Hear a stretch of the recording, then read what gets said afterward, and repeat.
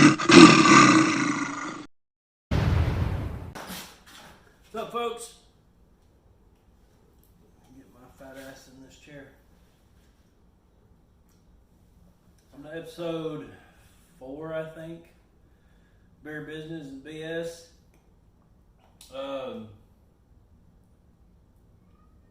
So I've got quite a few videos I'm putting out there. Hopefully more than 2 or 3 people will start liking the videos. I'm trying to put a lot of content out there. Hopefully a lot of it's helpful. We'll see. But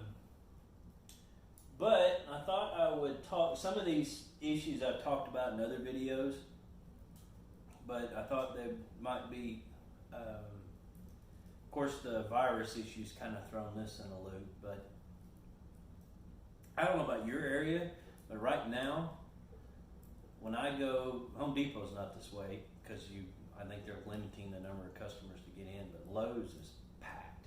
Like, it's hard to find a spot in the parking lot, especially if you got a job site trailer with you. So I think everybody being quarantined or working on honeydew lists and doing flower beds, all kinds of crap. Usually on the weekends they're packed anyway this time of year, but they're really packed right now with everybody going to get stuff. So I don't know if it's the same way in your area or not. I know some states have a mandatory stay home deal, but I don't know how well that's being enforced. So anyway, in my area they're still packed out. So all that rambling to get back to what I was talking about, tax estimates. So it's not as bad the last couple years, but there for about 4 or 5 years, every tax season I would drive all over God's creation doing estimates. And in my experience, at least in my area, it was a waste of time.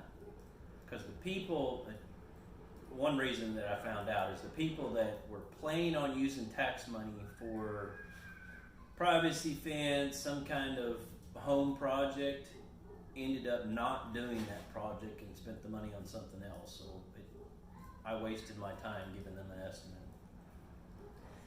And I have found that most of the time, if somebody's going to do something, they'll be the people that do the estimate. No, it's not that they're waiting on tax money to do it. So at least in my area, I haven't had anybody that was waiting on their tax money to do some job, and I do an estimate and actually get the job. It's they're doing it because they already had the money, throughout another time of year. So, in my opinion, tax season estimates are just a waste of time. Just because I very seldom had one work in my favor. Another one is non-niche jobs. So I've got a video series that I did almost a year ago on finding your niche or skills. I think it's called skill set, your skill set toolbox. And that was all about figuring out where your niche is. So, there's very few guys that can really be a one-stop shop. They can do everything and they do everything perfectly. I can do just about anything, but there's some things that take me longer. And I've found over the years it's better to find somebody that's really proficient in that and let them handle it instead of me wasting my time trying to do it. So, in my opinion, non-niche jobs, so things basically what I'm getting at is things you already know, you just aren't that great at.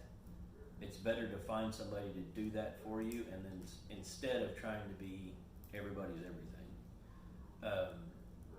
And let me explain. So, doing a remodel, say you aren't very good at painting. So you may be excellent at building cabinets, you may be excellent mudding and sheetrocking, you may be excellent at everything, but painting is what makes the job. I mean, that's the finished product, that's what puts a golden glaze on everything. If you can't do that professionally, find somebody that can, because it makes your entire job look like crap, even if everything you built up to that point is awesome. So things like that, maybe it takes you forever to build a set of cabinets. Well, don't worry about building the cabinets. Find somebody else to do the cabinets for you. Work that into the bid on the job and focus on the things that you're proficient at. So I guess what I'm trying to get at is, if you are a handyman or a remodeling contractor, don't think you have to be everything for the customer. It's nice. Definitely, I would recommend you be the one source. So you operate kind of as a GC.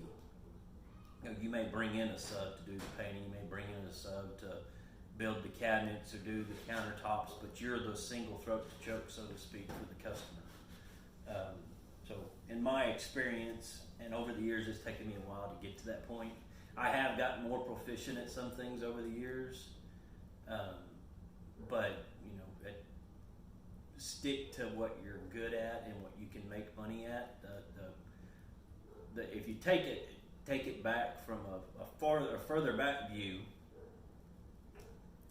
time is money. So if it takes you twice as long to do it as it would somebody who does it for, that specializes in that one item, are you really making any headway on it? I mean, if you know that ahead of time, you can bid it into your job, then you're not out anything.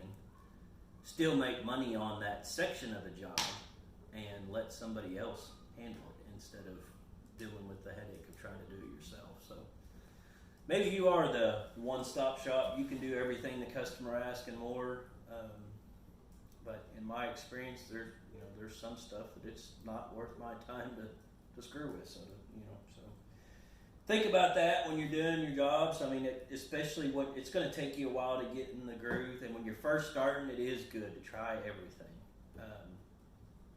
But you want to make sure that you deliver a good product. So if there's certain aspects of the job that are just a challenge for you, don't let it become a nightmare. Let somebody else handle that. Pay a sub to come in and do that section that you don't want to do, and focus on the stuff you're good at.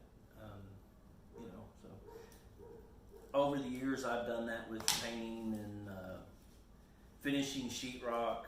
So you'll see a lot of videos on YouTube about repairing sheetrock, and anybody can do it. It's a DIY, easy thing. Well, trust me from experience, the professionals that do it on a daily basis make it look easy. And when it really comes down to it, if you're not good at it and you've got daylight that streams in or light that's hitting the area that you're repairing, especially if you're repairing, putting one piece of sheetrock on a wall, it's already orange peel textured, you're repairing that spot, and it's a room that has really good lighting in it. You've got to make sure that it doesn't look like anybody's ever touched that spot. That is an art. So don't let anybody on YouTube or anybody let you believe that just any Joe off the street can make it look like nobody ever touched it. There is an art to making that texture blend in and making it look nice when you get done. Now, granted, anybody can fix a spot with some mud and a piece of sheetrock, but like I said, if you really want to make it look like you've never been there, which is what professionals should be trying to do, there is an art to perfecting that. So, little tidbits. Thought I'd throw those two out to you. Let me know what else you've got that you think is just a waste of time. There's other items, ways that I've done things for years that's probably a waste of time. I still manually track my mileage. I still keep up with receipts on each job, when it'd be easier to just take a picture of the receipt or only use one credit card for your job materials. Then you don't have to worry about it. You get your statement at the end of the month. You can just download that to QuickBooks or download it into a spreadsheet and itemize everything and go on about your rat killing.